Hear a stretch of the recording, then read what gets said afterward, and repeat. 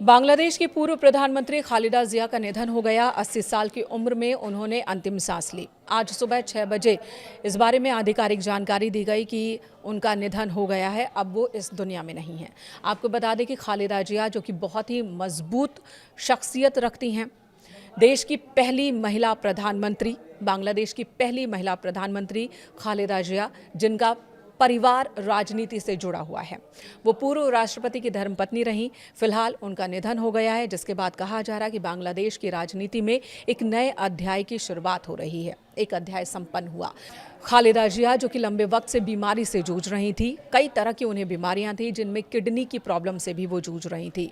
बीते 23 नवंबर को उन्हें अस्पताल में एडमिट किया गया था। 11 दिसंबर को वेंटिलेटर पर वो शिफ्ट हुई थी, जिसके बाद से ही उनकी तबीयत में लगातार गिरावट होने लगी।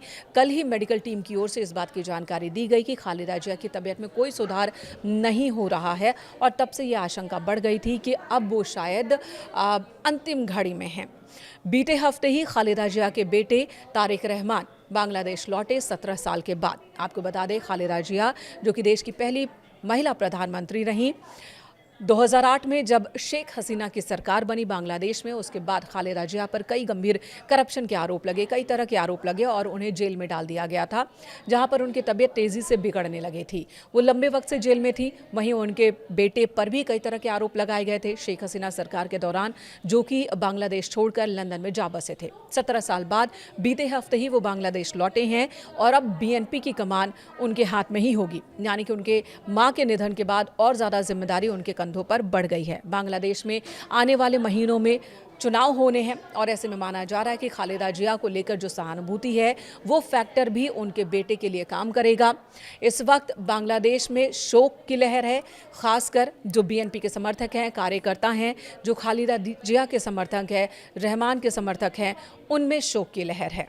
आपको बता दें कि 1 दिसंबर को प्रधानमंत्री नरेंद्र मोदी ने खालिदा जिया की सेहत को लेकर चिंता जताई थी। साथ ही हर संभव मदद का भरोसा दिया था। उन्होंने कहा था कि अगर BNP चाहे, खालिदा जिया या उनका परिवार चाहे, तो हम हर संभव मदद देने को तैयार है। खालिदा जिया की तबीयत बहुत ख़राब थी और ऐसे में प्रधानमंत्री नरेंद्र मोदी की ओर से उनके स्वस्थ होने की कामना की गई थी और साथ ही कहा गया था कि अगर बांग्लादेश से बाहर वो इलाज करवाना चाहती हैं, उनका परिवार चाहता है कि उनका इलाज हो, तो भारत भी हर तरह से मदद करने को तैयार है।